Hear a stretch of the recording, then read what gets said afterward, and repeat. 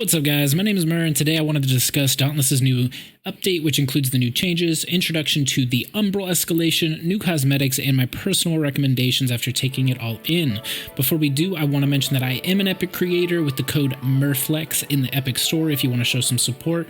Just throw that in the support a creator section, it helps a lot. At the very least, put somebody's code in there. It resets every 7 days, it costs nothing more to you, and it supports me or any other creator more than you will ever know. Alright, let's dive in.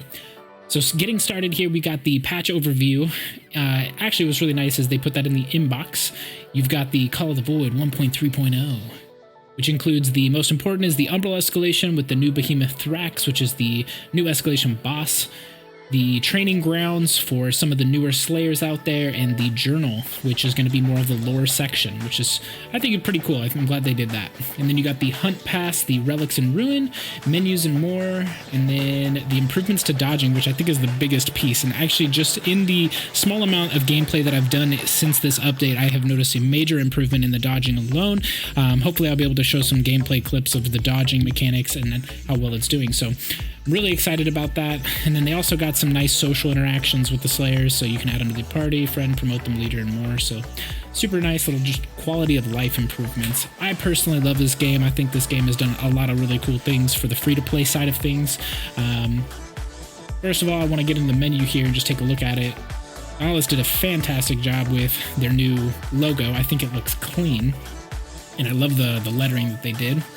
The breakdown of the menu is very simple. I will say it can take a couple more clicks to get to where you need to go, but what I like is after you hover over every single option, on the right side here, you've got the, I can't really scroll, but patrol, pursuit, escalation, trials, training island. It shows you what's going to be in the next menu, which if you click it, it kind of goes into there. I would really like it if they took it from this side and just let you select on the right side. I think that would make it a lot easier, but I get it if they want to include more information, I guess. Now let's go ahead and talk about the Umbral Escalation. So the Umbral Escalation has the same outline as the other escalations. Then you got the 1 through 13 level for some of the easier ones, kind of give you an introduction to the world that it's in. And then we've got the amplifier upgrade tree, so you got the same kind of concept with like the power boost being on the first, third, and fifth upgrade. And then you got the Umbral Escalation cosmetics, which personally I wish they would show you what it looked like so you kind of knew what you're going for. It looks cool, but it kind of reminds me of Malcarion's just from like the look of it. But yeah, we'll see. It looks good though. I think the way that they have this designed is fairly simple compared to the rest. You got some of the same upgrades as before. You got the squad goals one. You got, what is it? Go time is one of them. Pact of Swiftness I don't think is one. Overclock. Thrill of the Hunt is definitely one from before. So they've got a couple that have carried over that have been pretty consistent. What I do find interesting about this one is that they're looking at wound damage a lot more, like adding 150 wound damage to each weapon attack, which I think will be pretty big for a lot of the weapon masteries out there, because some of the previous ones had to do with stagger damage for the what is it, the Blaze Escalation, and then in the, what is it, Shock Escalation, they did crit damage, crit rate. So that's going to help a lot with more of the damage objectives because you're putting out higher damage numbers. So what's kind of cool about the way that they're releasing these escalations is that each one can be used to target different mastery objectives. So if you're looking to go for like the 5 million damage objectives for your behemoths, going and doing shock escalation as long as that behemoth is there can be actually a really easy time getting that completed compared to going through some of the others. Whereas for like wound damage on each behemoth, this would be a really good escalation to do it with, because not only can you bring in a war pike in here, you can also add wound damage to your secondary attack, or you can just say screw that, I'm just going to go in with some strikers and just mess stuff up. And the nice thing is that it doesn't take a cell slot anymore to be able to do it. You don't have to put your wound cells in there to be able to do it, which is really kind of a cool thing. A lot of these escalations are building a way for you to grind masteries while still maintaining your DPS builds or your speed builds or whatever, or your crit builds even. So I think that what they're doing with this is extremely smart. The talent tree upgrades that I find, like I know like in the first one they had, what was it, Violent Impact. The last one they did the one with all the little blaze things coming down, like Lady Luck's Barrage. That was huge in the last one. In this one, I only see, I feel like Bonds of Corruption looks like it'd be pretty good because you're getting additional part damage.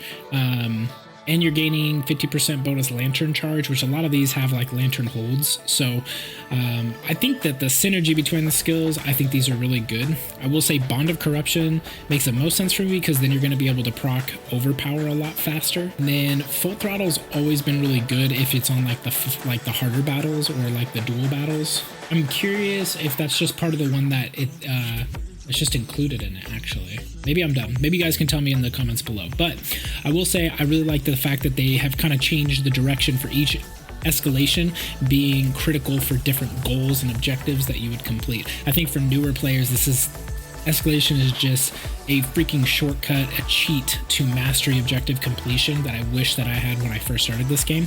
And I'm sure a lot of other tenured players probably feel that way too. So super good. The only thing I will say though is that getting the wound damage amps is going to be RNG based because it may not even be available until the very end. So my recommendation, if you are looking for wound damage, is still going in with the war pike and then getting this potentially to add more to it. But if you don't really care, if you just happen to come across it and you want to use it, I think it's still beneficial because adding the 150 wound damage means your parts breaks are going to happen a lot faster.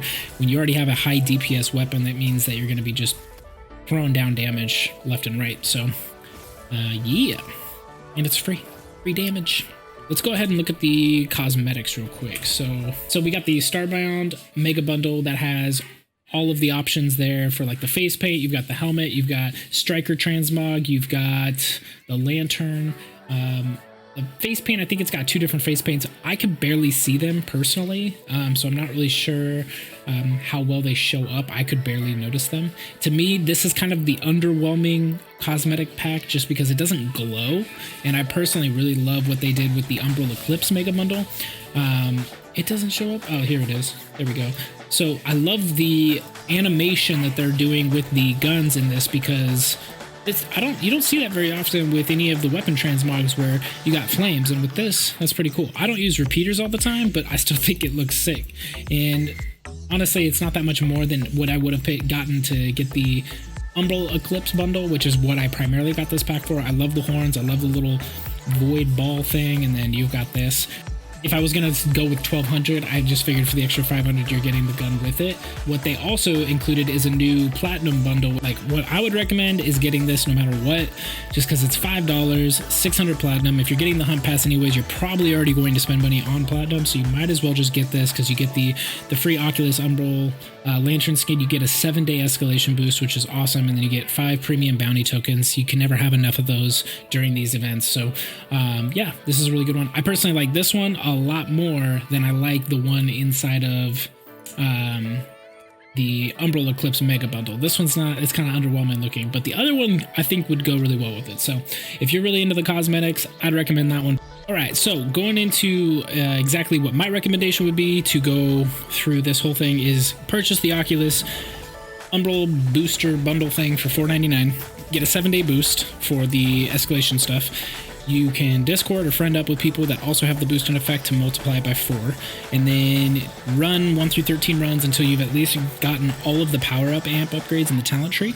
And then you can either continue running that, or you can move on to the 10 through 50s to take out Thrax, which I personally have yet to do, but I do hear that like some people complain just because his size is underwhelming compared to some of the previous escalation bosses, but his mechanics make the fight more entertaining. I should probably do some video review of that just to actually see if it's all what people say it is, but yeah, that's what I would do if you guys are looking for the most effective way or easiest way so you can do the least amount of runs to either gain the weapons by going to kill Thrax once your power-ups are there, or if you just want to continue running it, work on your masteries, whatever. So anyways, guys, I just wanted to get this information out to you in case you guys were trying to figure out what the best approach is. That's something I like to do ahead of time when things come out like this. So let me know if you found any of this interesting, or if there's anything about the release that I left out or you have come across, because Unlike me, you guys probably have way more knowledge about it.